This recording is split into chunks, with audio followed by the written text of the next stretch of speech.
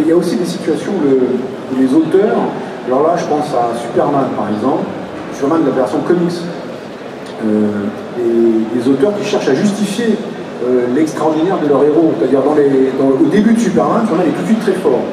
Il soulève des voitures, il les projette sur les bandits, donc il est tout de suite très fort, ça c'est sa caractéristique essentielle.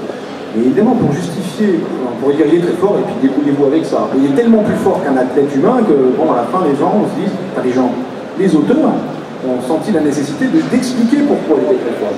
Et ce qui est intéressant, c'est qu'ils auraient pu l'expliquer par la magie, ou par c'est comme ça, donc du coup, d'une certaine façon, ne rien faire, on se fait à côté, on touche.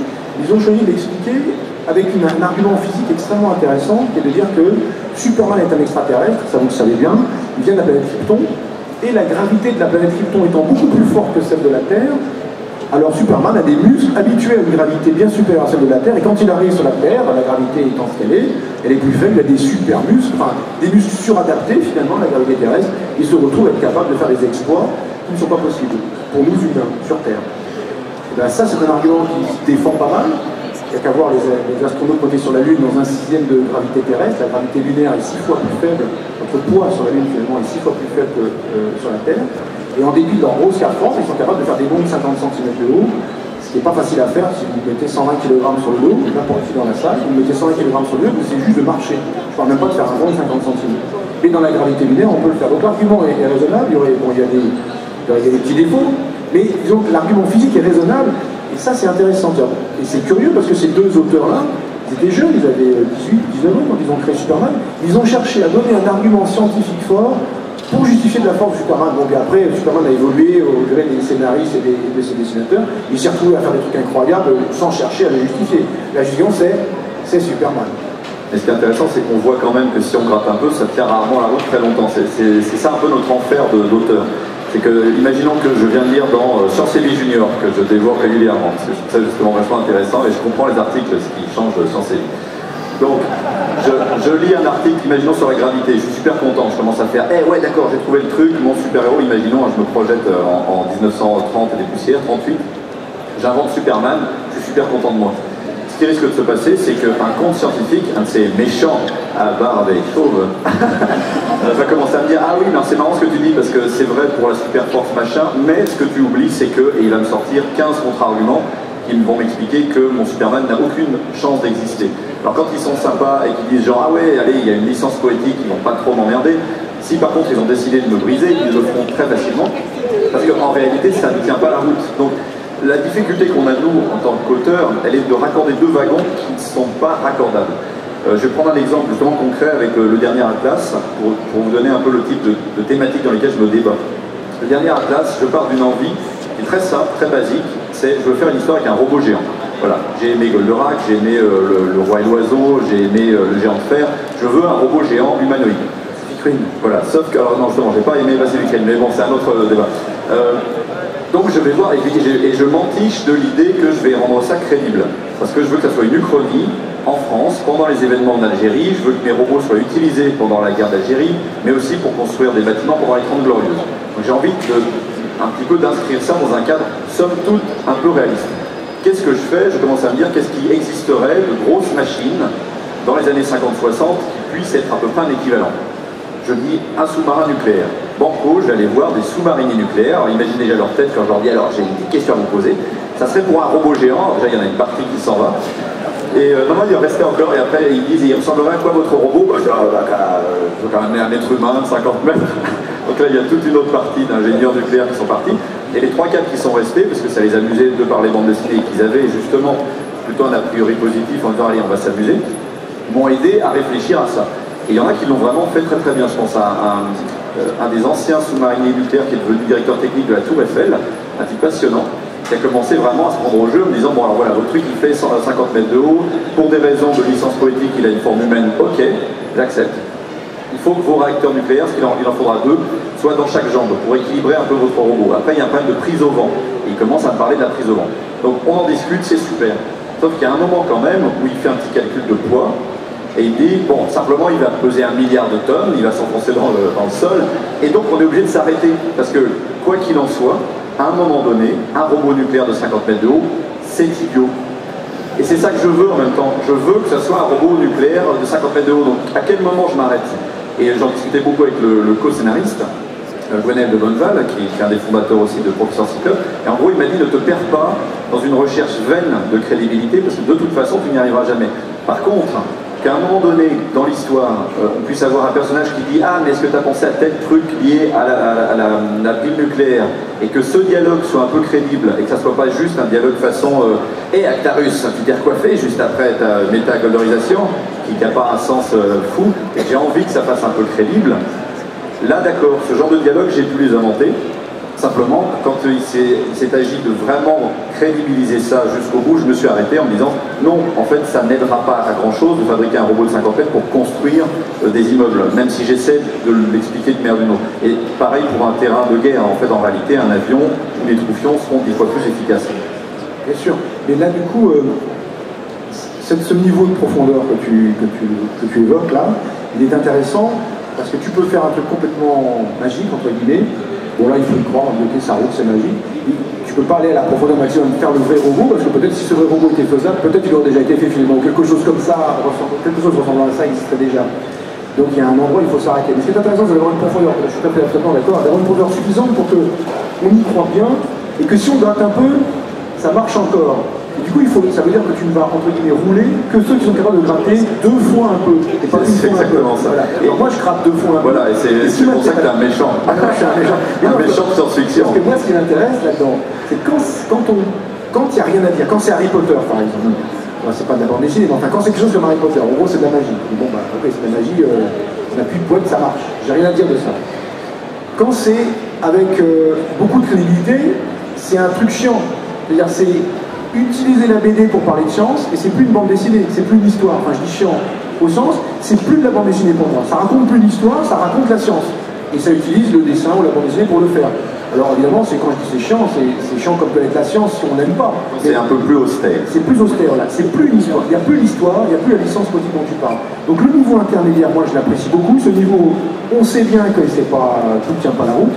Mais moi, comme, disons, aimant parler de science, en prenant comme prétexte, en prenant comme support, disons, les supports de l'imaginaire, que ce soit la bande dessinée ou le cinéma ou la science-fiction, la littérature de science-fiction, moi j'aime bien que ça soit un peu profond. Parce que précisément, on peut commencer, je parle avec des étudiants, ou avec des jeunes gens, ou avec des gens non habitués à la science, mais qui en connaissent un peu, ou qui sont capables d'absorber quelques connaissances scientifiques. On peut creuser un peu là-dedans, se rendre compte qu'il y a une profondeur. Et on sait bien qu'à un moment donné, la cohérence se brise. Dans le cas de Superman, la cohérence c'est... Mais pourquoi les muses de Superman ont-ils gardé la mémoire de ce qu'ils auraient dû être sur Krypton, alors qu'il est arrivé bébé sur Terre et qu'il a vécu 20 ans dans une gravité qui est celle de la Terre, et donc ces muses ont dû se déshabituer, perdre la mémoire de ça. Donc l'argument est très bon au départ, mais il y a un petit drawback, il y a un petit problème derrière. Donc moi ça ne me gêne pas du tout, mais ce qui est intéressant c'est d'avoir déjà un premier pas un peu, comment dire, profond. Ça permet de commencer cette enquête, de commencer à travailler quand on veut parler de science à propos de bande dessinée, et après bien sûr on sait bien que ça s'arrête, mais ça c'est pas un problème. C'est un peu, on pourrait comparer ça aux arrière-plans d'une scène de théâtre. La plupart des spectateurs ne monteront pas sur scène et n'iront pas voir l'arrière-plan vaguement peint qui dirait c'est la mer ou c'est la forêt. Et si on s'approche, on s'aperçoit que c'est assez mal gaulé. C'est assez en fait semblable quand on écrit une histoire. Ce qui est assez intéressant en tant que spectateur d'une œuvre ou lecteur d'une œuvre, c'est de repérer les petits signaux cachés qui montrent qu'on est en train d'atteindre cette limite de décor mal peint. Souvent il y a quelques indices, j'appellerais ça l'esquive, du style quand quelqu'un pose vaguement une question, en fait on ne répond pas à la question, on fait genre « Oh regarde là-haut !» C'est un peu ça, c'est souvent un peu comme les illusionnistes qui savent très bien qu'il faut attirer l'attention quelque part pour surtout pas évoquer les détails qui fâchent. C'est évident que dans mon histoire d'Atlas géant, jamais je n'aborderai le poids de mon putain de robot parce que c'est le moment où on va me dire mais ça tient pas la route ton truc. Donc par exemple jamais je parlerai de ça, je parlerai d'autres trucs, j'attirerai l'attention sur d'autres choses. Il y a un autre effet de style d'auteur que je trouve assez amusant, surtout quand je le vois chez d'autres, hein, parce que quand c'est moi je ne suis pas très fier, mais je me rappelle par exemple je crois que c'est dans Looper que ça m'a frappé la dernière fois, qui est toute une histoire de paradoxe temporel très compliqué dans Looper. Et il y a un dialogue à un moment donné où on sent que l'auteur s'adresse au public en disant « Et là, c'est vrai que c'est très compliqué, et il passe très vite à autre chose. » C'est un dialogue entre les deux, hein, le jeune et le futur lui. Et à un moment donné, je ne sais plus comment c'est dit, je me rappelle l'endroit, sur une espèce de bar. Il y a un dialogue qui appuie là où ça fait mal, du style « Mais non, en fait, ça ne tient pas la route. » Il y en a un qui fait « Eh ouais, c'est sacrément bizarre, je préfère même pas t'en parler. » Ouais, en fait, tu fais genre, ok, ouais, d'accord, c'est que j'ai saisi. En fait, tu ne veux pas en parler parce que ça ne tient pas la route. Et parce qu'effectivement, là encore, les paradoxes temporels, quand on creuse en général, c'est casse-gueule. Je m'adresse ici avec le regard vigilant de Denis Bajram qui essaie, lui aussi, avec maladresse, de résoudre ces problèmes de paradoxes temporels, mais on en est tous là. J'ai d'ailleurs fait pour la série Grid Manor, qui est victorienne, donc on n'est vraiment pas du tout dans la hard science, une histoire de machine à remonter le temps qui en fait ne marche pas. C'est un lord vient en voir un autre en disant j'ai trouvé l'astuce pour me débarrasser de toi à jamais, qui se déteste, je vais inventer une machine à voyager dans le temps, remonter en arrière, le paradoxe classique, empêcher ta naissance, c'est le meurtre parfait.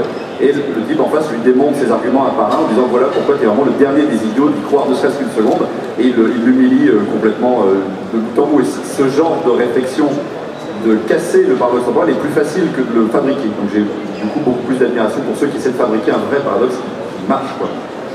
Et là, tu fais référence à Luthor, donc un film finalement, mais il y a une certaine similarité narrative entre un film et une bande dessinée.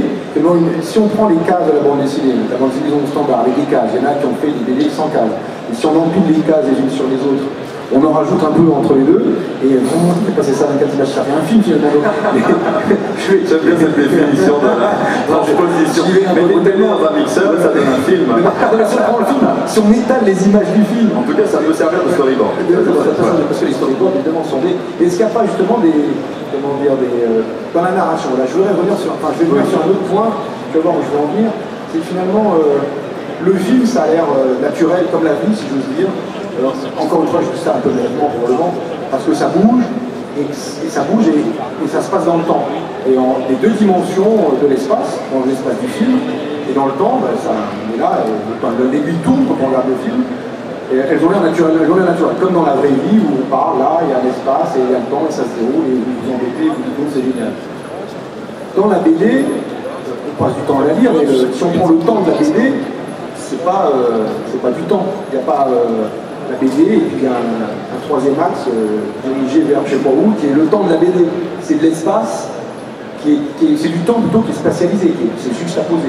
Et donc il y a quand même des aspects, enfin je veux dire, si on veut maintenant parler plus fondamentalement d'un aspect de la physique qui est très important, qui est l'espace et le temps, qui a occupé des gens sérieux, par exemple Einstein, et d'autres encore maintenant. J'ai pas lu ces comics, mais c'est vrai. Il y avait un méchant aussi. Il y avait un méchant, il y a une barbe aussi, il est pas chaud. Donc cette histoire d'espace et de temps, moi ce qui m'intéresse dans la BD, c'est aussi donc, la science qui est dedans, qui peut être présentée par, je sais pas, Champignac, par qui vous voulez, par des personnages qui sont des images de scientifiques, qui font des éléments scientifiques et techniques, mais aussi la BD comme structure scientifique, c'est-à-dire comme matérialisation d'un objet curieux qui spatialise du temps. Il se passe quelque chose entre les cases, on arrive, le cerveau arrive à les boucher tout seul. Alors dans le cinéma, c'est bouché 24 fois par seconde, et donc le cerveau ne fait pas plus d'efforts que pour voir ce qui se passe autour de nous. Alors que dans la BD, il y a une espèce d'effort. Et donc du coup, est-ce que ça impose donc, cette spatialisation du temps, ce découpage en cases avec des bords, hein. Les cases, c'est un espace, il y a des cases, il y a des BD où il n'y a pas toujours de cases. Des cases avec un bord, quand il sort le bras, il manque un bout, quoi. Enfin, peut-être on peut suggérer il y a le chat qui fait ça très bien aussi. Il y a des choses géniales dans le chat dès le début. Fred avec Philémon, qui jouait énormément sur ça. Fred avec Philémon, exactement. Et donc voilà, est-ce que cet aspect-là, pour un scénariste de BD, pour un auteur de BD, un dessinateur, que je n'ai pas, parce que tu vas connaître comme ça, est-ce que cette histoire des rapports entre l'espace et le temps dans la BD, ça impose des contraintes, j'imagine que oui, et quel genre de contraintes ça impose, et qu'est-ce qu'on pourrait imaginer, là si on fait un exercice de spéculation, qu'est-ce qu'on pourrait faire en bande dessinée spécifique à la bande dessinée que ne pourrait pas faire le cinéma, que ne pourrait pas faire l'écriture narrative de la SF, l'écriture narrative d'un essai de vulgarisation scientifique, et que pourrait faire la bande dessinée. Je dis ça au débeauté. Hein, c'est un sujet, alors c'est passionnant, on n'a plus qu'une demi-heure, il nous faudrait 6 jours, un séminaire complet. Oui, il y a un rapport, je pense qu'il y a un rapport très profond et viscéral entre le rapport au temps, et l'espace et la bande dessinée. Alors déjà, de manière très rapide, la différence évidente que tu évoquais par rapport au cinéma ou au dessin animé, entre l'art séquentiel et César Lange, on compare souvent parce qu'ils abordent des sujets qui sont souvent du genre de la science-fiction, du fantastique, etc., mais qui sont quand même par essence très différents l'un de l'autre.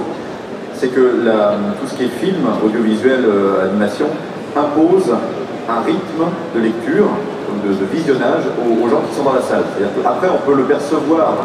C'est un autre aspect qui m'intéresse, c'est la perception subjective du temps. On peut avoir l'impression que tel film qu'on vient d'aller voir au cinéma dure 6 heures, parce qu'il est chiant. C'est comme Wagner, c'est ça. Voilà. Au bout de 3 heures, tu regardes ta montre et tu as vu que ça a commencé il y a 30 minutes. Voilà, c'est ça. Donc il y a effectivement éventuellement cette perception du temps, mais fondamentalement.